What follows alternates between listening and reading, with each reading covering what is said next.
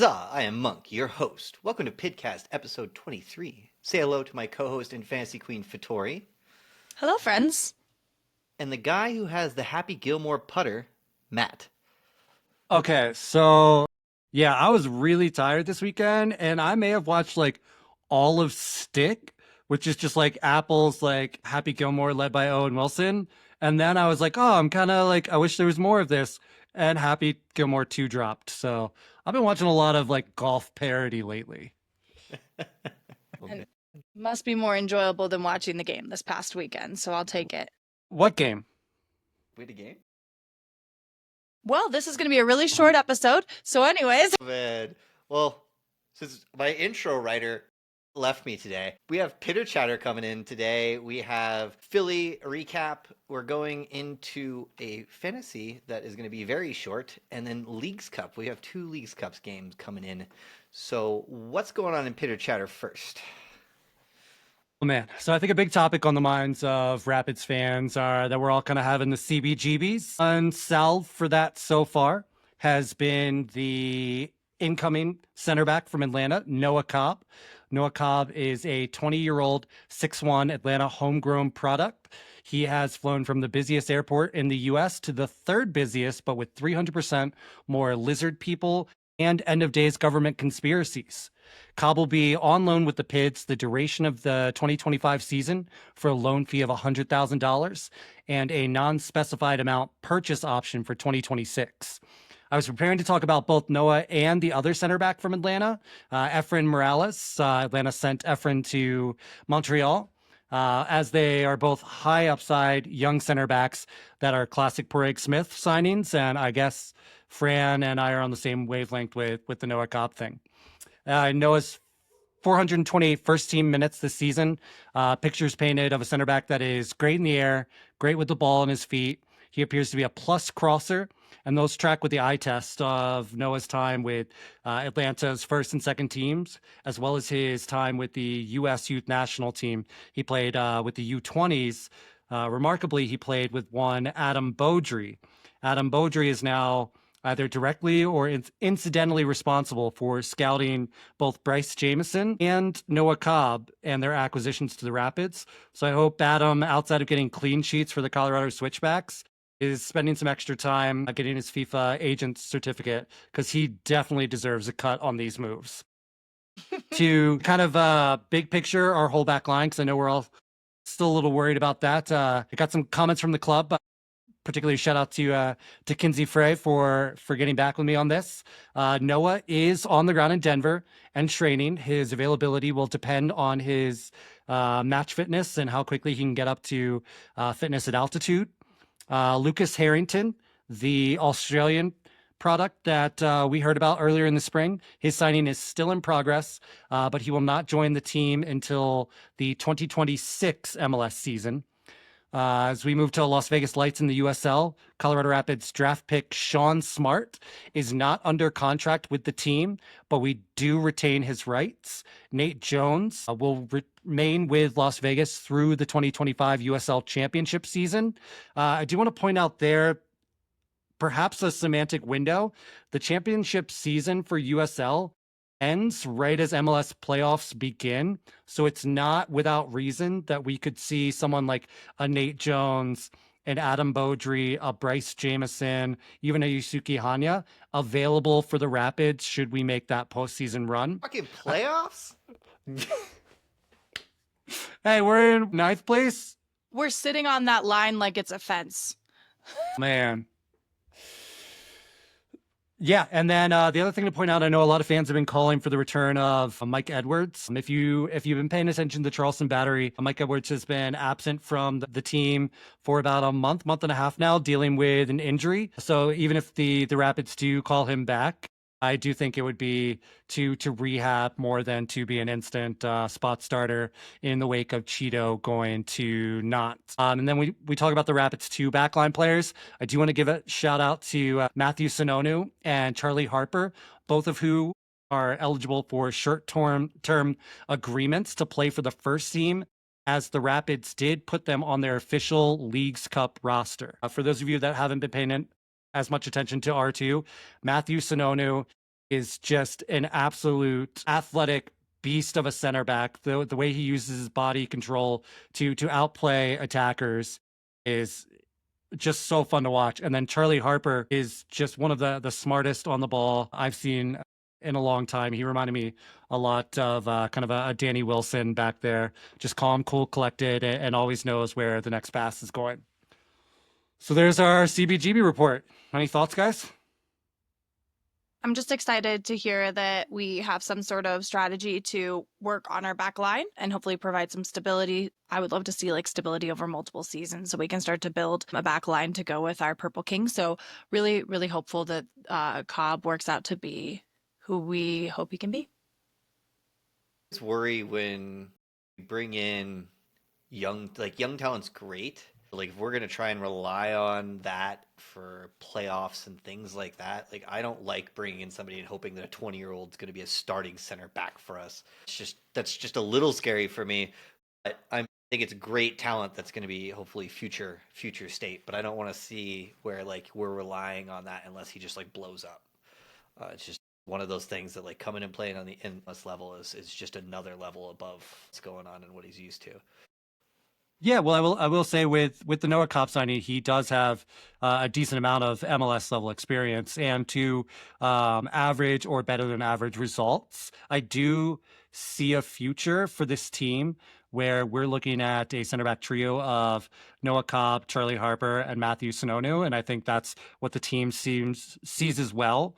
I think getting Cobb now is less of a Cheeto replacement and more of a Poirier and Fran have a list of targets that they track year over year after year, and they just wait until the asset is distressed and they can get plus value for getting that player at that time. Coincidentally, another distressed asset or long-term tracking project that Poirier and Fran have engaged in. Have you seen the Rob Holding rumors? So the Rapids are rumored to be signing former Arsenal and Crystal Palace and Sheffield United center back Rob Holding. Mine has a ton of EPL experience. We should know him organizationally for all his time with Arsenal. He does come with some fun baggage. Apparently, he got into a spat with his coach at Crystal over doing post-match run drills. So, you know, who actually does want to run after a match? I'm just saying. I'm with you, Rob. But I think the really funny part here. Go ahead, Sarah. I was just going to say, did you guys see that video? I want to say it was Vancouver was away at somebody for 4th of July and their coach made them do run drills and for 30 minutes and delayed the fireworks for 30 minutes while their coach made them do run drills at an away game. So, you know what? Maybe we need someone to come and liberate the post-game players. That's Danish coach Jesper Sorensen. So I want to see Max 2 doing the same thing to our guys because our stamina's looked a little short towards the end of matches lately. We haven't played 90 minutes all season, I feel like. Hey, at least we got past playing 35-minute halves. Remember when we would leave the last 10 minutes of each half? But no, the thing about Rob Holding that I do want to point out is his services are being sought after in Sheffield and elsewhere. But I think in a very shrewd move on the Rapids side, when we talk about our analytics department, that might include Instagram, because the Rapids are jumping on a player whose partner is a women's soccer player that just moved over to the NWSL. So the Rapids seeing that relationship status and that location change and then hitting DMs you up, Rob, we're a lot closer. Good on them. Well, let's move on to elsewhere, some movement going on in the league. So Mueller, I hardly know. Wait, never mind. All reportings that we've seen point that Bayern Munich's legend Thomas Mueller is spurning LAFC and instead going to join the Vancouver Whitecaps, which, in my opinion, probably a good pick of the two. Interestingly, Vancouver is reported to be paying $400,000 to FC Cincinnati for the totally real MLS thing called discovery rights. And for those playing at home, that's one Lawless Abubakar or Andrew Gutman for the honor of securing, again, a totally not made up thing called discovery rights. And another point of contention is that Mueller is reported to hit the Whitecaps roster as a TAM player for the rest of 2025 and then be a DP in 2026, much like the roster contortionism Miami has arranged with Atletico Madrid's Rodrigo de Paul. They can't keep getting away with this. But for real, though, I know the Rapids are never destined to be this type of financially ambitious, but I'm having some FOMO right now. And, maybe the only cure is signing Ozzy Herrera from Tigres. He's in the country this week, so we just need to make sure he doesn't leave. Gotta agree. I think Vancouver is a better place. As much as LAFC is a dominant field, right? You're gonna have a little bit more, I think, star power there with Vancouver's lineup comparatively, talent-wise, just like notoriety-wise. LAFC has a pretty noticeable team, just like Miami, right? So I hope that some of these stars will start trickling down to some of these other teams. Get some time where they're actually the all-star and not being a backup to a Messi or whatever type of situation. We're never going to get anything, though, because we're the Rapids, and I don't know why. We never do it. We never do it. What? We used to, because we had Balboa, Valderrama. Like, we used to get named players. Like, I guess Howard counts. I'll give credit, Howard. I do feel like it's a big put up or shut up moment in soccer all around, both with Denver getting an NWSL team and possibly losing fans to folks who move over to support that team. And then also with other teams getting these really big signings. I share your same idea, Monk, that I don't know that Kroenke will ever do it, but I feel like this is the moment to do it if you're going to, and I really hope we do. Yeah, this is an interesting thought exercise because we talked about the lifestyle aspect of Vancouver over LA, which is a no-brainer. Like, if I can live in Vancouver and take a water taxi from my waterside $1 million mansion to the arena where I play soccer, like, I don't care how good Vancouver's doing, but the fact that they are so good is a big plus. But if you're a long time, he's spent his entire career in Germany. If you're a long time German player, the lifestyle shift of going from Germany to Vancouver is going to be so much easier and more pleasant than going from Germany to LA. So with that being said, what European countries would be the easiest lifestyle shift from Commerce City to Europe? Or sorry, vice versa. And, well, what's the most tariff intense country over here? I think we have to go like Eastern European at that point. Like, I don't know. Do they have any country that doesn't have universal health care? I was just any country that they'll allow like big oil to pollute the crap out of them. Like, it's going to be a step up no matter what. Allie's mom just spent 3 weeks in Bulgaria, and she talked about how parts of Bulgaria are so former Russian Soviet bloc style architecture, and then you get to a pocket that's just like Boulder, Colorado. So maybe Bulgaria, we just need to scout the Bulgarian national team and get some players from there over to Denver and Commerce City. Just create a sister team now. That sounds like a smart move. No, we should totally do that. There is part of me that, and maybe this is like conspiracy brain, but when you're looking at going to Canada versus the US right now and you're going to be an international immigrant player, like, I just wonder with the US's reputation internationally, whether folks are looking at that, especially with how much LA has been in the news and just being like, I'll go to a country where like I won't get deported. And how much that does or doesn't play in. Though, of course, playing for Vancouver, he's going to have to travel to a whole bunch of US cities. Yeah. I don't know. I don't know if we want to touch that one, but with Cheeto's move to Nantes and his family never having come over to the United States in the time they was here, I can't help but feel like as an international player, there's got to be this kind of like tacit looking out for your people and not necessarily wanting to sign a US deal right now. Yeah. So moving on to wing. Let's try to make a good transition out of that one, Matt. Yeah. Speaking of wingers, speaking of internationals coming to the United States, talks on Alexi Mayoma from Estudiantes have gone quiet publicly, We're still trying to suss out with the team if there's any more fire behind that smoke. And in a fill your cup moment, I'd like to shout out another winger story. Big props to Capo Paul Joseph, Matt Pollard, and Holding the High Line, as well as Cole Bassett for citing the fantastic human that Kevin Cabral is on his way out of the club, rather than practicing the online style toxicity that seems to be all too prevalent in our community. Cole's quote in particular, I'd really just like to read in whole. When asked after the Philadelphia game about losing Kevin Cabral, Cole said, "Tough, very tough. Kevin, if you guys have gotten to know him, he is one of the best human beings I think I've ever met. I've never seen a guy with a smile on his face more. He had a true quality of speed and relentlessness to get in behind a lot of guys, and I really wish it had worked here for him. I would have loved to help him out by getting him more goals and assists to get another contract here. But unfortunately, he's not here. We'll miss him. But I think we're excited that maybe there's a few more players that are going to come in and help us replace Kevin's loss."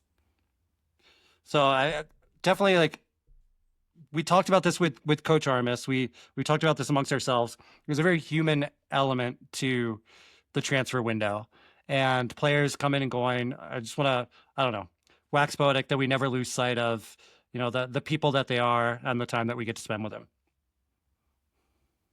I will give, seems to be Smith style. He brings in quite a bit of positivity in his player base. It's something you continually hear from like a coaching staff and just players in general, that we don't generally get really toxic players here. Which might be the problem of why we don't bring in a lot of big name players, because generally that comes with a little bit of an ego, a little bit of toxicity.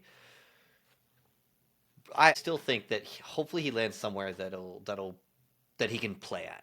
Like I think he has the talent. It just didn't show up here. It didn't show up enough here for what he was doing. So I wish him the best. I heard the same thing. Like, he's a great guy. So I mean, this is going to be low hanging fruit just because of where he's from. But having watched a lot of Ligue 1 with Moyes going to Nice this past season, I think Kevin would be an absolute firecracker back in Ligue 1, where you do see pace and individual explosiveness on display a lot, especially on the wings in that league. I am curious if he's going to try and stay stateside, because his brother Remy is still with Phoenix Rising and doing quite well. And I know those two are like, like this, and I don't know that they'd want to separate right now, but we'll see. Needless to say, Kevin, we'll miss you. We loved you while you were here. Best of luck. We'll be watching. If you didn't know, it's coming home. The Lionesses secured the back-to-back Women's Euros win on the hop, skip, and boot of one Chloe Kelly and PKs. They bested Spain after a 1-1 regulation and gave us such instant classic quotes as Chloe's "To everyone who wrote me off, I'm grateful," and England's Dutch head coach Susan Bigman going bar for bar on stage with Burna Boy. I think the kids say Burna Boy. Burna Boy? Burna Boy? I like my way better, the old man way. Well, I mean, enunciating it for the fans. Everyone already knows how to pronounce Streetlight Manifesto, Monk. This is a new generation's music. Manifesto. I'm sorry, is this Justine Bieber? My writers have way too much faith in my ability to read what they're putting down, so it's fine though. It's fine. We are going to Ron Burgundy the shit out of you one of these episodes. It's going to be amazing. What I appreciate about this is that clearly it's not your soccer knowledge that's lacking, because the words that you struggled with were like head coach and Burna Boy. Nobody calls it a head coach. Get out of here. Just write gaffer. Just write gaffer. Oh. Manager, anything else but head coach. Other thoughts you all have on this game, though? Or the after party? I mean, I'll just use it to sidetrack into something else. I thought the whole vibe was a celebration, which brings me back to the celebration we had this past weekend. Saturday, I hope you guys were there at McGregor Square. I know you were on your various missions, which we can talk about later, but the vibes were just absolutely 14,000 feet in the air. Denver Summit FC threw their announcement party. They had multiple female Denver DJs. The mayor was there. Jessica Berman, the head of NWSL, was there. They felt like you were in a stadium fan zone, how much they had decked out that place to look like it was just a 24 Denver Summit FC just space. And everyone was so excited. So just another point to talk about the massive, I don't even want to say groundswell because it's been here for so long now, but just the explosion that women's soccer is having across the globe. And I really, I had a lot of FOMO, and as soon as I got back into service, spent a lot of time like looking at pictures and stuff. I love that it feels like it's getting a uniquely women's soccer and a uniquely Colorado vibe. It feels like it's really taking on a thing of its own. It's not Rapids fans 2.0. It's not copy and paste from another city. It really feels like it's turning into our own thing. Yeah, no, I think, Sarah, you pointed out Matt Pollard mentioned holding the high line. The amount of existing soccer fans or new soccer fans that are coming out to support Denver Summit seem to not be a Venn diagram with soccer fans that were coming out for the Rapids. Like, this isn't just like the Rapids supporters starting a female iteration. There are droves of people that have just been waiting for an opportunity and are showing up and showing out for this team. Love to say that's a lot to do with women's soccer growing, which I think that's a significant part. But I also think a significant part of that is Kroenke's inability to run a soccer team. So or make it a sports team, to be honest. Like just anything. Like, this is a team that isn't run by Walmart or the Rockies. This is going to be a team that I am hopeful and see from like a leadership perspective who they've brought in and how well they're marketing and all that kind of stuff. That's really going to try and go win. Probably invest really well as well, and I think that's if PACA Stadium, and it's going to prove, sorry Kroenke, that you can fill a soccer stadium if you put a little bit of energy and a little bit of effort into it. Yeah, and I think that the Rapids at one point had some momentum, right? Like when they were brand new, it is really hard to not have a downtown stadium. And Kroenke had that victory crossing lie of we're going to make it into a downtown. And he just suncored Commerce City with an F you, I do what I want. So I think that like fans feel that and don't forget. And the vibe here has felt very different. Well, instead of going Purina on KSE, let's ascend for Denver Summit. And I will point out among the stuff you said, I think Sarah, you touched on, is a testament to Rob Cohen, his daughter Kaylee Cohen, Jen Millay, the president of Denver Summit, Jordan Angeli, the 4 Denver FC supporters groups, really seeing a community that was ripe to be activated, included, and it's proving wonders. And I think this is a good opportunity to bring up, Matt, I notice you're wearing a brand new hat. You want to talk about it and tell us what it's about? Yeah, so we talked about this on last episode. We are launching our sister show to PIDCAST. Summit Up will be covering Denver Summit FC. We will be launching the first episode this week. You are going to get to see the illustrious personalities and ball knowledge of Aya Almasawi, who you've already met, of Hallie Guardo, and of Kaylee Long. And I think they are going to blow you out of the water. And you need to remember to tune into us once that show launches, please, or we'll stop talking about it because we don't want to lose all of our fans. No, but this hat was made by Omar of Omega Made. You've seen him on Instagram. He never misses. We'll have some more up shortly for both giveaways and for sale, and some other merch to come out. So keep an eye at Summit Up Show on Instagram and on Blue Sky as well. And for those of you who have not shifted to watching our video recordings on YouTube and are still listening to the audio recordings, first you should, because I think we're pretty cute. But second off, Matt is wearing a green Summit Up shirt with a gold and red mountain logo on a green hat. It's pretty great. I said shirt, a green hat. Yeah. So you can watch the video episodes on Spotify now too. Technology's weird. Wow, 2020. Yeah. Bet you could probably watch the video on Apple Podcast as well. Does Apple Podcast do video? I think they do. No, I'm just genuinely asking. I didn't know if they do. I think they do. Oh, I haven't sick. checked it. I listen to our audio when I edit our audio. Well, this is a good...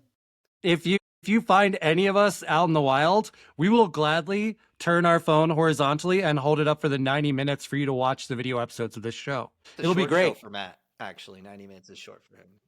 Our hopefully 15-minute show. Well, this is a good opportunity to transition us to video that none of us want to watch again. So this past weekend, the Rapids played Philadelphia away in Philly. As folks probably know, Philly's an Eastern Conference team, and as such, we don't really play them very often. So prior to this meetup, our last time that we had faced Philly was in last year's Leagues Cup, where the Rapids were victorious after a regular time draw, and then the game ended in PKs. However, Rapids were not so lucky this past weekend. We took an early lead with a goal by one Rafa Navarro. Wow. I haven't fucked up that name that bad in a hot minute. Monk, it's pronounced, what's in the fucking water? It's pronounced, Sarah, it's pronounced head coach. Yeah, sorry. Yeah. By one. Take two, everyone. So Rapids took an early lead with a goal by Rafa Navarro in the 37th minute, but we couldn't hold on to that lead for the game. Philly star striker Baribo evened out the score in the 64th minute. Philly went on then to score twice in the final minutes of the game, one in the 89th minute mark and another at 90+5. With that win, Philly now sits top of the East and is currently winning the race for the Supporter Shield. And Rapids are now sitting at 9th in the West, just above the line and just below the bad guys RSL, who are now at 8th.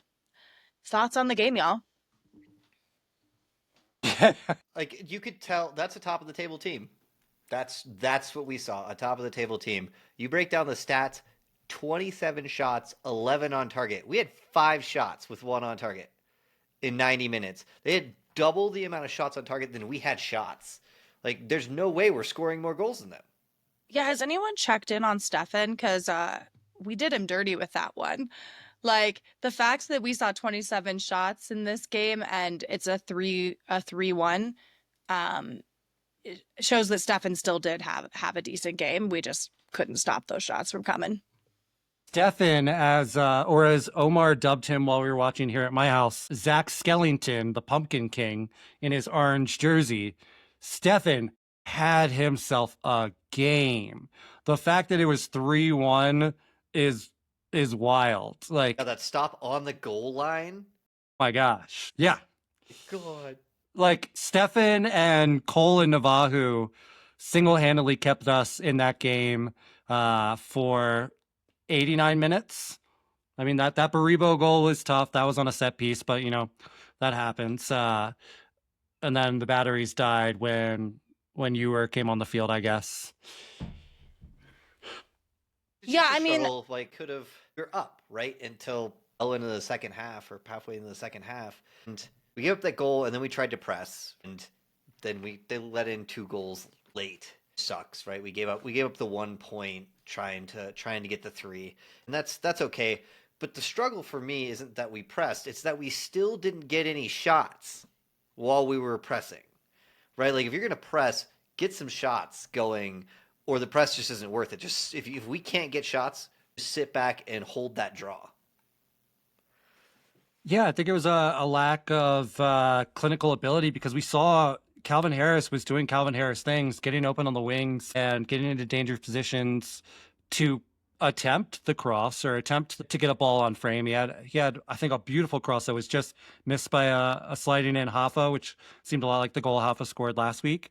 We also saw Ted KDP doing his Greg Jennings put the team on my back, like solo side quests, just vertically up the field. So I mean, those components are there in the recipe. We just forgot to finish cooking the dish. Cole Bassett had an amazing quote about this, and it's something we've talked about in games before, but I'll read a bit of what Cole said in the post game. He said, "It just frustrates me that we stopped playing in the second half. That, gosh, I don't know, maybe 4 or 5 results this year, we have a lead, especially away from home, and we stopped doing the things that we're good at. We played too many long balls.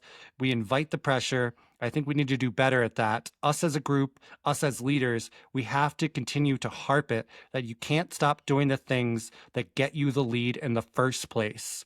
It's like playing prevent defense. When you watch it in the NFL, when a team does it in the fourth quarter, it normally doesn't work very well. So us on the field, we have to continue to play and we have to continue to work on it in training," which I do want to point out a little sideburn to another team. Clearly, Cole has watched a lot of Broncos games. So, but no, this is what we talked about. Rapids coming out hot, getting a lead, and then shelling up, getting scared, and just trying to I don't know, limp away with a draw. Yeah, I think if we remember anything from this season, it's going to be the season where we couldn't finish, where like we had how many weeks in a row that we were talking about this stoppage leakage, right? Where in this stoppage time we're leaking goals. Maybe we've stopped the end of the first half leakage. Maybe we had a few games where we didn't see that trend. But what's concerning to me is like 89th minute, okay, I don't care, call it stoppage time, right? We're talking about 2 goals to lose a game, leaving points on the table right there. To me, Baribo is just a dangerous player. He's a Golden Boot contender. He spent most of the year going toe-to-toe with Nashville's Surridge for first place in the Golden Boot. Like, it makes sense that he's a threat. Makes sense he found the back of the net. What doesn't make sense to me is being head-to-head in this game for almost the entirety of the game and then blowing it in the last 7 minutes. It's crazy if you look at our last, 4 games. He had 1 shutout and 3 games we've let in 3 goals with arguably a starting U.S. men's national team goalkeeper back there. Like, Stefan was one of 2 players that was in the green, like, outside of Navajo. That was it. Him and Navajo were the green on our team, and he let in 3 goals. That's how well he did. He could let in 3 goals and still be the second best player on the field for us. I mean, it's wild. It's like we're a rubber band snapping, because I think if we look back, we see things like we let in 3 goals in the half against New England. We scored 3 goals in a half against Vancouver, scored 3 goals in a half against Seattle, let in 3 goals in a half against Philadelphia. Like, these threes are killing us, and they're happening in like not even like full half spans. They're happening in, this was what, a 30-minute span in this Philadelphia game, which, look, Rapids, if you're listening to me, not finishing, like Sarah mentioned, it happens to a lot of men's teams. It's not you. It's really common. You just got to get your confidence back, get out of your head, and then just finish strong. Sometimes you just got to go down there and finish it up. Which also, I'm gonna change the subject real quick before we get even worse. Please don't. Potentially, and I'm potentially gonna make it way worse because you brought it up. But fuck Ty Baribo. That guy was a shit heel this entire game. I thought the players were gonna fight him. I thought Maxu was going to pick him up and break him over his knee. He wanted them to fight him. Oh my gosh, he wouldn't have won. But or at least not when he was going against the Great Dane. I don't know why you picked that fight. But this is a point where I want to say, Ty Baribo, I can't believe I ever felt badly for mispronouncing your name as Baribo for the first 12 episodes of this podcast. I'm going back to Ty Baribo. Bilbo? Because I'm mad at you. Bilbo Baggins? Hey, Bilbo. And also, gonna take the point to interject, free Palestine and end the genocide in Gaza. Moving on. I do want to, hold on. I do want to really quickly. Oh, no. No, Monk. We just need to put up what's the graphic when a television show just gets cut off the air and you get the beeping? And it's just going to say, PIDCAST has been canceled by Paramount Plus. Well, while we're on that, fuck Paramount Plus. Yeah. Fuck Paramount. Okay, I do want to take a moment because we got to see, like you alluded to with the Pumpkin King, Zach in his orange jersey. When we talked to Jordan, we asked specifically if we were going to see a specific kit to go with the original green third kit for our keepers. And so this is our first time seeing Stefan in this kit. First off, rough start. I want the purple back. But second off, I kind of agree with Jordan. I don't really get a retro vibe from this. It feels kind of highlightery. I don't know. But just wanted to note it. We've seen it now. It's literally just the exact same kit as the green and purple, just in orange. They didn't change the kit whatsoever. They just added a new color in there. Yeah, and it's boring. Yeah. But, well, first off, I want to shout out to Burgundy Sky because they were having fun with it. And I think for the third shout out of Matt Pollard, I think we settled on orange is the new Zach to go with Omar's Zach Skellington Pumpkin King. So we just had a lot of fun with the Purple King's nomenclature in this new kit.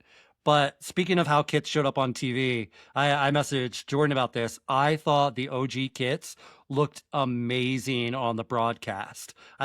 Thought they looked so good. The gold boxy numbers really popped. Yeah, I was really impressed with them. I also think to me it's really clear that it's not exactly that OG green. I was wondering if it would just show up as green, but you can see that like settled muted difference. Yeah. in So the shout out broadcast. Jordan Rothrock, as always. Even though the performance didn't dictate the style of the jersey, they certainly looked good. We're gonna start a shout out counter for Matt. No, Just like Yeah. no. at the You did bottom, that just at the like beginning of the tally it. season, and then you never followed through. So that's a hollow threat, and I'm gonna shout out whoever I want. Now we have videos, so I can just like start get like a little board behind me. And My just, like, gosh, it's just gonna be like There you ding, go. ding, ding. Well, and then on my that, offensive things. Yeah, we'll have counters above all of our heads. Mine will be shout outs. Monk's will be mispronunciations of the simplest words while getting the hardest words right. And then Sarah's is going to be wolves. The amount of Or times not Sarah says knowing wolf. how long something is. I didn't even know I say Yeah, that yeah. a lot. Now I'm gonna watch Yeah. for it. For example, when someone says that a free Palestine is a fantasy, I'll go woof. Hey, the UK is about to. All right, moving on. What do Dear we? God, Wait. we Hold live in a hell reality, and therefore we must live in fantasy. No, go Moving ahead. on. Go ahead and cancel us because just like South Park, we'll come back with an even more divisive episode next week. Canceling you for your commentary on Palestine. I am canceling you for your ability to manage a second fantasy team. Did I fail you? We all failed, I think, this week. I mean, it was a horrible week, but I made sure all of your players played. No, I had a bench. One of my bench defenders didn't play. Who? Dorsey for Houston. Well, that was because the Houston LA game. Dorsey was in the starting lineup. That game got postponed or delayed. That's not my fault. He was in the starting 11. Can't you control that? What's that? Can't you control that? Because I have not started talking to the Prairie Gods about weather yet. We're still feeling each other out. You're totally right. Okay, I forgive all of my sass. Thank you. Do you know how Yeah. stressful it was to manage lineups for two teams while being at an NWSL event?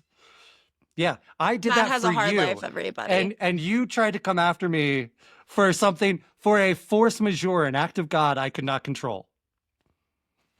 Whoa. You can Okay. be mad at me. You can be mad at me because I was going to make a roster change so you could get a better, I think, forward in, but I didn't have time to because Well, and I all the will forwards shit the say- bed. Another reason to be mad at you is you have been preaching the gospel of Evander, and he just kind of fell a little flat this week. But I think falling flat is kind of the summary of this week's fantasy. We saw a lot of the chalk pits just kind of not show up as we'd expected. So people who were probably having a really good week in fantasy, and by really good, I mean like 70s and 80s, were the people who really deviated from those chalk teams. I got a 50... Either I got a 56 and Matt got a 55 or the other way around. I got a 55, Matt got a 56. It was enough to win my C38 game, but just nothing to write home about. And, kind of a dull way to go into what is now a week break for our fantasy. Do y'all Yeah, have any just thoughts for- on it? Just from an MLS standpoint, I know I've been shouting Evander's name from the top of the rooftops, but Cincinnati, come on, man. You guys got gifted in Inter Miami with a suspended Lionel Messi and Jordi Alba, and that's what you did? You put up a 0-0 draw? Like, you got to do better than that, boys. We cape you every week. I would like some Skyline chili sent in the mail to some of my enemies to make up for you guys letting me down. Well, and I think that this is a good place to pigeonhole that conversation, which is that after our recording of our podcast last week was the MLS All-Star game, which if folks haven't heard by now, Messi and Alba no-showed to their job that day, which is scandal. Obviously not a lot of fun for folks who bought tickets or players who were really hoping to get a spot. The hard and fast rule is if you no-show the game, you get a suspension. But I think everyone held their breath for a second because it seems like even hard and fast rules don't apply to the GOAT. But sure enough, both Alba and Messi were suspended for their next game. So all since our last recording, you had the All-Star game, them no-show, and them serve a suspension for no-showing. Yeah, I mean, I know there's discourse out there about it being Lionel Messi, it being roster congestion, it being the Leagues Cup coming up, and that being more important to represent than an exhibition All-Star game. But the bottom line is you had plenty of time to say you were not going to come to this match. You had plenty of time to fake an injury designation. There were so many outs you had along the way and a long lead up to take them that just everyone having to clench their butts and hold their breath on whether the $5,000 to $8,000 they paid for the tickets in Austin would be worth it because they get to see the goat or not. Like, that's messed up. And for the kids that aren't going to get to play in that exhibition, which would mean something to them, and for the wallets of those kids that aren't going to get a bit fuller because someone who has all the money in stock in the world from his MLS deal with the Devil just wanted to go see the All-Star game. I don't know. I was pretty ticked off at this. It's not kind to your agree. I'd like coworkers to when you don't call in. Should have showed up. They should have played or come up with an excuse earlier, like Spurs or something. I don't know. But like at the same time, what other place does All-Star games? Isn't that just like an American thing? Yeah. Like I don't really like them. I think that especially when you put them in the middle of the season, while Leagues Cup and the season's going on, like you're putting a player out there that's worth millions of dollars to get like a injury by accident or something. Like it's just extra play time that I don't think is necessary. Like put it after the cup or I don't know, somewhere else. No, honestly. no, we're not explaining away Lionel Messi's crappy move by talking about the actual existence and logistics of an All-Star game. It's the onus needs to be on you. Had time to opt out and you didn't. You just no called, no showed, and that's a bad look. He got a cold and forgot to call in. Oh my gosh! And then Jorge Mas coming to his defense saying, "Oh no, it was a team decision," and Lionel's just so upset about this. Whatever, boo-hoo. They played Liga MX in the All-Star game. Now we're gonna get to play Liga MX ourselves. Should we move on? Yeah, let's move on. Just to close out that section, if folks haven't paid attention, there are no MLS games this week, so there is no fantasy. This next round will kick off the week and after next, so we will spend more time talking about this coming round of fantasy next week on our episode. Well, Sarah, do you want to go ahead and tell if you do want to play fantasy Vittori this weekend? You can meet her at the Wizard's Chest Sunday at 8 p.m., where she will be DMing her special Rapids homebrew. Correct? Yeah, you can, and I am going to call it right now that Justin Stocks from C38 will be there. He already has a vision of which Rapids players fit which D&D class, but he refuses to come onto our podcast to have that conversation. So this is my official call out. Prairie Dogs is the actual. Ooh. Yeah. Wait, do you think Justin would come on in character? I even said, can you script it and I'll pretend to be you? Okay. And he said no. I think in a few seasons, he's totally going to be here. Yeah, give it time. But that moves us on. We're going into Leagues Cup. And I thought a fun way for us to get started to talk about this is, what was y'all's favorite Leagues Cup memory from last year? Trying to get Stefan to take his shirt off. Wait, were you calling for his jersey or were you just trying to get him shirtless? Both are respectable. Monk, and you were trying to get everyone shirtless. I think I have some shirt buttons that didn't survive Drunken Monk in the stands last season. But on that note, if anyone can get me that purple jersey, anything for purple. No, really, what was your favorite memories? I think mine was PKs with you in the North Boundary. That was just so much fun. We had such a good crew back there, and still, I talk about this all the time. It's the loudest kick of a soccer ball I've ever heard. Andres Maxu absolutely howitzering his PK attempt. And I'm talking about the boot hitting the ball, not the ball hitting the post, which unfortunately it did, but the boot striking the ball sounded like a sonic boom. Took the easy one? That was like the most powerful moment. And it was a really weird outcome because we were playing at Dick's, even though we were the away team. Yeah. So then they got to choose what direction they kicked. And of course, they chose not to kick towards the supporter section. And it happened to be like the one game that a good chunk of the supporters were in the north boundary. So we got to just stand goal level and just watch those kicks come in. It was so powerful. That's Rapids front office playing 4D chess. They knew we were the visitors at home, and that would be the likely outcome. So they're like, hey, why don't you guys come play Copacabana over in the North Boundary? And then look what happened. I actually, for the rest of the Leagues Cup, always bought one ticket in the North Boundary so that if we did go to Kicks, we could go over there and watch them again. We didn't end up going to Kicks that way, but. Monk? It's just a hard one to top because that was just a great experience. Like the North Boundary was cool, and just like being that close, I forgot because like back in the day, C38 was over in the terraces over there, so you were that low on the field compared to being over in the south. And the south has a better view, like a little bit higher, which is nice. But like it's just a different experience down there. You're by yourself. The energy, like the echoes, just come off of those walls with people cheering. Like it is just an intense situation over there, and that was just a really cool moment to watch. I can't really top that one. You'll go with that one? Another one I love to think through is the I think it was like our fourth game or whatever against America, where 0-0 game, boring as hell, a 0-0 draw, right? But then it goes to PKs, and we went to 9 PKs. And in these PKs, but the last 2 PKs was the goalkeepers. So Stefan took a kick, scored, and then their goalkeeper shot and missed, I believe. So Stefan's both goalkeeping magic and also his own PK was what won us that game, which is just fun. You don't get to see PKs very often in the MLS. I really love it. If you're gonna evoke that memory, you have to tell the fans the lore of that day. So Zach Steffen was not the designated PK taker when he went up. That was, I think it was supposed to be Lalas Abubakar, but Zach said, I'm going to take this one. Zach buries it, and then Zach picks up the ball and flips it to America's goalkeeper and goes, your turn. America's goalkeeper was not supposed to take a PK, which was proven. Really? Yeah. It was proven because I didn't know this. America's goalkeeper took the bait, walked up to the line, rushed his kick, sent it far left, dropped to his knees, and just started weeping.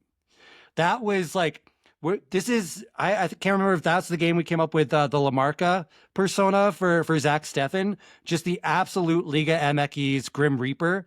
Shout out Lamarca, RIP, famous Mexican luchador. But earlier in the Leagues Cup, Zach had put on, I believe, Christian Valdez's luchador mask after maybe it was that the Juarez game. So Zach goes to the wall in the South Boundary and puts on the luchador mask, and then after the performance where he just killed Liga MX's Gigante, we gave him the Lamarca persona as just the Mexican Grim Reaper. So he's coming back for you. The Liga MX's teams, I don't think they're sleeping well. It is funny. I went back to watch. I notoriously love PKs. I know they give everyone, if every game could end in PKs just for fun, I'm there. I don't care. Sarah, can I tell you about an MLS development league called MLS Next Pro? Almost all those games. The original PKs of the MLS? Those are the dribble up ones. Sarah, you need to start covering the Rapids 2 games because they automatically go to PKs if it's a draw in regulation. Amazing, the dream. Well, I rewatched the videos of the PKs from the Liga or the Leagues Cup stuff, and it was that when the America keeper falls to his knees and has his hands in his, you just see all these burgundy socks start running past him to tackle Zach, and it's just, the camera angle is just so good. It's just seared in my memory. That's the energy I'm going into this Leagues Cup with. I'm so excited. So let's talk about it. covered a little bit of that, but didn't go too deep. The Rapids did really well against Liga teams last year, going 4-0 with a 1-1 tie against Leon, the 4-3 PK in the group stage. Con Juarez 3-2 in the round of 32. Toluca 2-1 in the round of 16. And then, as we talked about against America, the 0-0 draw into the 9 PKs in the quarters. They did bad against MLS teams. They lost 0-4 in the group stage to Portland. They lost 0-4 to LAFC in the semis, and then they drew and then won in PKs against Philly for third place. So seems like at least last year we had Mexico's number. This year the format's a little bit different. Might help us actually. MLS teams, hold on, gotta bring up all my, there's a bunch of stuff. They changed quite a bit of stuff. So it's 36 teams? Yes, 36 teams, 18 from each. MLS does not top 9 from last year. So the top 9 teams from each conference are going in, and then there's 18 from obviously. All games, again, just like last year, are being played in U.S., Canada, none in Mexico. I think that hurts Mexico teams a little bit, but it's a decision that I believe Mexico made, not League's Cup made. Last year they had their own home places. I'm not sure this year. I didn't look it up. They do. That's why we're playing Chivas at Dignity Health Park next week, is because that's their, I think they call it like regional bases, basically. Yeah. So I think that's cool, but it's different, right? You're not playing in front of your home crowd at home. So I still think that hurts them a little bit. Still running the no ties. So 3 points for a win. If you win or you win the PKs on a draw, you get 2, the other team gets 1. But it's only playing, so each side only plays the other side until like the playoffs. Essentially, so it's what you're saying is MLS only plays Mexico teams, and Mexico teams only play MLS teams. But then the breakdown is based on like MLS, their side, who's ever in whatever order the top teams go through. Liga, same thing, go through, and then they start playing could play against their own based on how that breaks down. This is weird. Sorry, it's weird. Like, it's cool because you're getting to see them play each other, I guess, a little bit more. We got to play a team in our group stage as well. But it's just, I feel that it's not a fair format. What do you mean? Because like you're doing MLS versus Liga the first part, and then it's just kind of like, okay, now the top team plays through, but it's like you're not playing all teams. You don't have the same statistical analysis, right? Because you don't have to play. You have no chance of playing an MLS team versus an MLS team until the playoffs. It's like you have the same. Well, I mean, that's good. That's what we want.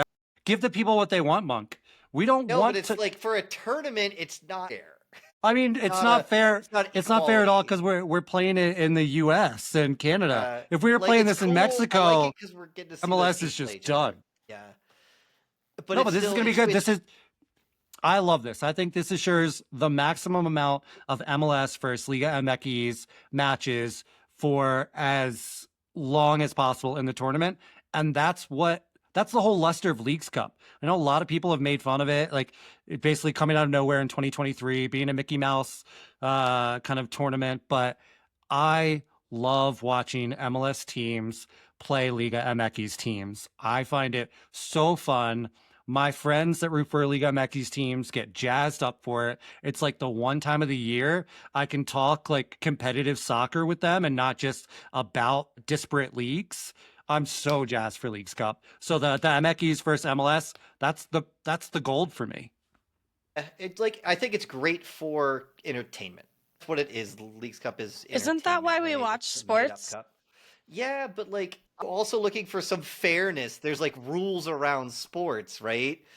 Outside of Messi, but apparently he actually has rules. He just has to show up to the All-Star game. I just want to point out Messi has one rule. One rule Monk, Messi has to follow. Monk, I just want to point out you just got entertainment shade from the girl who thinks draws are the most entertaining outcome. She was, This, she was like 0-0, such a boring game. I was like, didn't you say this was an exciting game and then predict a 1-1 draw? I think you earlier need this to take season? tonight to reconsider your opinions, Monk. If that's the reaction you're getting from Sarah. God. Like, I'm excited for it. I'm just pointing out the factor that it's not like a fairs setup. It's still like I'm excited because I want to watch us play the Liga teams. I think that's amazing. I'm still one of those fanboys that thinks that Open Cup should get a little bit more notoriety. I loved how that had multiple leagues from different divisions, not just your top two leagues. The U.S. or I got it, Monk. Let's just have Mexican President Claudia Sheinbaum play the American president in literally any physical activity, and the winner gets to host No. the tournament.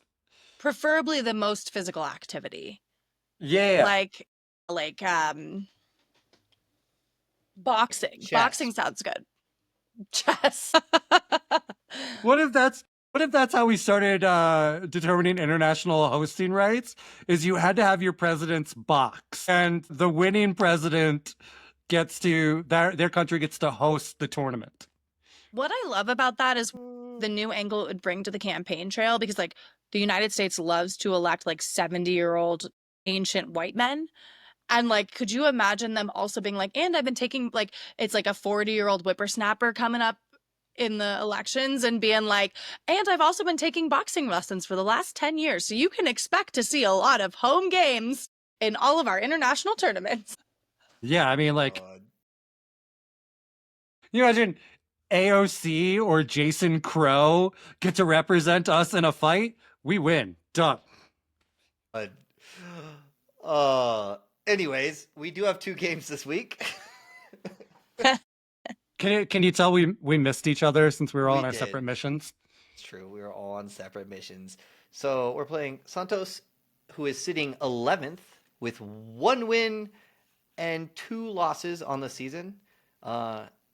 They finished 18th of 18 in the previous season, so they're starting better than they ended last year. Then we also have Tijuana sitting 10th with 1 win, 1 loss, and 1 draw. They are literally middle of the table, middle of the board team. They finished 13th of 18th last year. For those that don't know, Liga MX plays in a dual season format that sees Sees the Apertura and Clausura. okay. In spring, summer, fall, winter, this might be a particular interest to MLS fans hearing Don Garber talk about a terrible decision to change our scheduling that will ruin everything for all teams that aren't really on the Mexican border, essentially. So, yeah. Yeah, pay attention, y'all, because it seems like we're getting our own Apertura and Clausura, and it's gonna suck. If they're going to do that, they have to figure out how to make sure that the beer taps don't freeze when it gets cold at the dick. They already do. Just let it freeze. You know how you fix that? You just put liquor in all the taps. Yeah. Dumb. Sarah, sometimes you ask the dumbest questions. Anyways. Okay, so should we talk a fans, little bit save about me. that? Because there's not a lot to talk about with these teams as far as No, I tonight. think I don't there- really know them. Do you know? There's a lot definitely about some stuff them? to talk about. I think I don't know a Santos lot. should be an easy win for us, but you don't want to count out any Liga MX teams. From the Liga MX fans I've talked to, Santos plays a lot like us, so this could be kind of like a Spider-Man Shoot, putting. can't score, lets in 2 Ah. goals. Yeah, Play yeah, a full yeah. 90 plays minutes. 80 minutes. Young wingers trying to get out and put crosses in. So this is like that Spider-Man meme game where this could be a litmus test of, us playing a team with an identity similar to ours. So while their performance indicates we should be the favored team here, I definitely wouldn't take them for granted. One person I want to point out, I don't know how many minutes he'll get in the run out here, but Kevin Palacios is a winger from Colombia that Santos signed that I was looking at as a potential pickup for the Rapids. So I really like this game, and he's one that if we do see play against us could be dangerous, and I hope if he's dangerous, Poirier doesn't let him leave the country. So just throwing that out there. Oh, I gotta ask, what do you guys actually want us to make a run into it with the information I'm about to give you? we made a run last year, got third place, and we seem to get burnt out into our playoff run. So we finally make the playoffs, and then we just seem to be gassed. We eventually we got a couple wins right after league, and then it just like we just seem tired. And making a run in this tournament, like watching our team who currently can't play 90 minutes the whole season, is it better for us to maybe get a little bit of a rest and not make a run in Leagues Cup? No, unequivocally no. Any chance of silverware, go for it. Any chance of getting into another competition, like there are CCC spots, CONCACAF Champions Cup spots on the term. But just in general, always try to win. We've seen this team have 3 long breaks, and they don't necessarily come out of a 10-day break playing fresher or more enlivened. I think this is a team that plays best when it feels it has something palpable or something tangible to win, which is silverware in this case. They proved to be a tournament team last season. I want them to double down and be even more of a tournament team this year. Hate to Yeah, I point also to our silverware cabinet with trophy in it. Yeah, but you know, like because we have the cup, Key Mountain RMC, Cup. RMC. We The do have only RMC cup right that now. matters My is in that bad. cabinet right Yeah. now. silverware is silverware, and the MLS is a long season where you can't count on the Rapids being a perennial Supporters Shield contender, let alone a favorite for the MLS Cup. So things like the Rocky Mountain Cup, things like CONCACAF Champions, things like the Open Cup, things like the Leagues Cup, those should mean so much to this fan base, to this franchise, because these are moments in time to get something tangible, to make memories in the fan base, and to create lore that carries the team. We didn't get burnt out because of Leagues Cup last year. We got burnt out because our roster had no depth. We weren't cycling the team and rotating people to keep them fresh, and we had injuries to key players that prevented any sort of consistency gelling amongst the team. Essentially where I'm at this year. But I mean, essentially where we're yeah. But I'd point out that how well have we done in Champions League? Have we done anything ever in Champions League? We had our first Leagues Cup. We did a run in last year. And have we ever done anything in Open Cup? RMC, we've done okay. 1/3 of them are ours. I'm just saying, Well, Monk, you're saying that wrong we get trophies because we're going after it. And I agree with you. I think we should go for it because any competition we should go for. I'm just trying to play a little bit of devil's advocate and going, look at what we've done and the burnout team that's already starting to not be able to play 90 minutes. We've traded out quite a few. We've lost a couple of players to, like Cheeto leaving and things like that. So our roster's already running seems to be a little thin and a little tired. So you're wrong. And the reasons are, first off, I don't think we have a endurance problem. I think we have a burst of energy problem. We struggle to finish individual games. I don't think a multiple game break or a multiple week break is going to serve us, or a long period break will serve us. I don't think time off is going to help us. We have kinks we need to work out, and I think the best place to do that is on the field. But that is my intellectual answer. The reason you're actually wrong is because I got to watch Zach Steffen defend for 3 rounds of PKs. I don't get any of that in an MLS season, especially because Rapids like to blow the playoffs. So I will take this tournament play where our Purple King is shaming the shit out of America keeper, because there is nothing more magical than tournament play and PKs. So you're wrong. I mean, tournaments are invigorating. These guys, I have a feeling, are going to view this as an entirely different piece of their schedule than the long grind that the MLS season has been.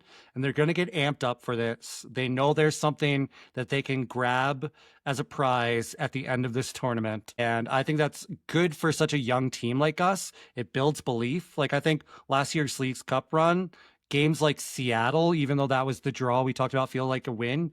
Those are the moments that build belief in such a young roster, and we should be trying to stack as many of these moments as possible so that we take that roster and we build them into that consistently confident 90-minute finishing team that we all want to see. And Monk, I think we can all agree that we're going to win the MLS Cup this year, but on the off chance we I put don't, $100 down. We're guaranteed. it's not going to be because of League's Cup.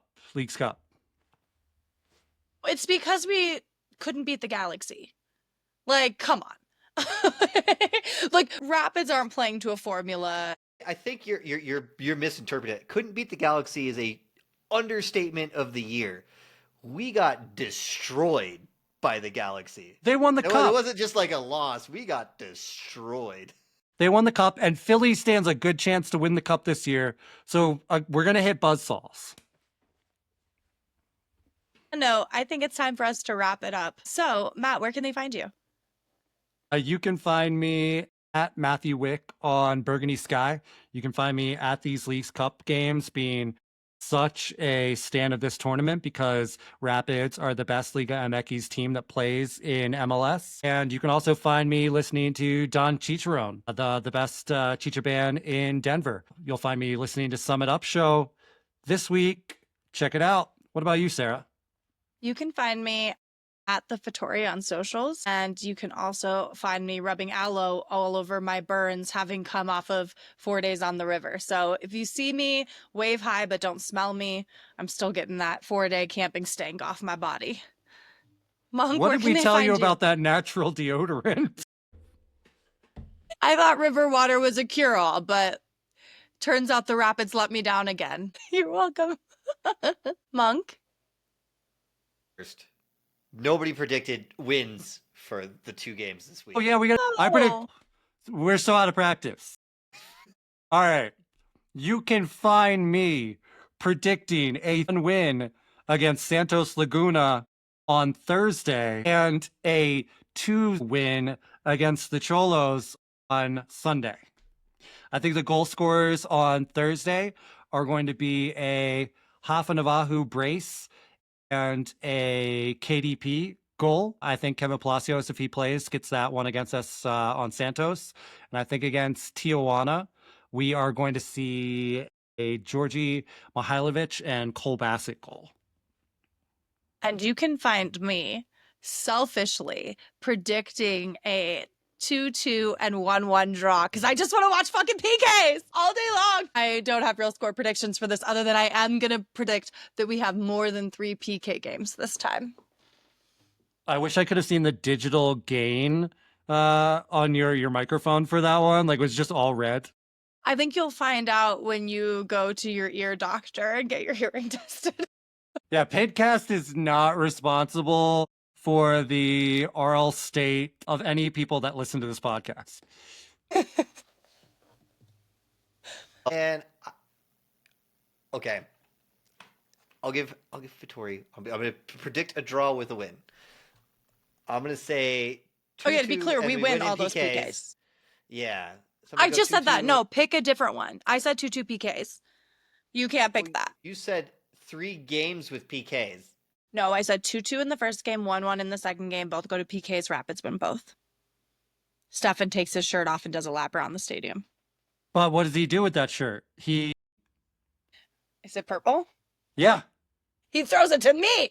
Yeah. Okay, so my prediction is now 3-3, 2-2. Rapids win. Stefan does a run, and he's wearing purple. This can happen because he threw his green kit to Omar last season. So we know he will throw a kid out. He has to have heard of me at this point. Mid-air, I'm just going to dive over the rail and grab it. And that'll be the end of the podcast, ladies and gentlemen. We won't recover from that. Can you still do a podcast if like 2 out of your 3 hosts have perma bans from MLS stadiums? And restraining orders against each other? Probably. We'll just go incognito. This is when we become a Switchbacks podcast. We've talked about our fallback option. Right. Oh my gosh, Monk, where can 2-2 in the first one. 2-2 in the first one. 3-3 in the first one. And then the second one, I'm just going to say we go 3-0. Yes, that's what you... No, I did not. 2-2, 1-1. I want you all to listen, our listenership. The second time she said it, she said 3-3-2-2, we would in PKs. But I'll give it to her. I'll say the 2-2-1-1, and I'll say the 3-3, and then 3-0. 3-0. Ooh. It is the curse of the threes. Maybe the threes will work for us this time. We get the 3-3, and then we win in PKs, and then we go 3-0, and we just crush it on Sunday. That's my hope. That all said, you can find me, the Bug of C38, on Burgundy Sky, up the fucking pits. Up the pits. Bangarang! Yeah, Sarah can go back to posting thirst traps on Instagram now. Check it out, kids.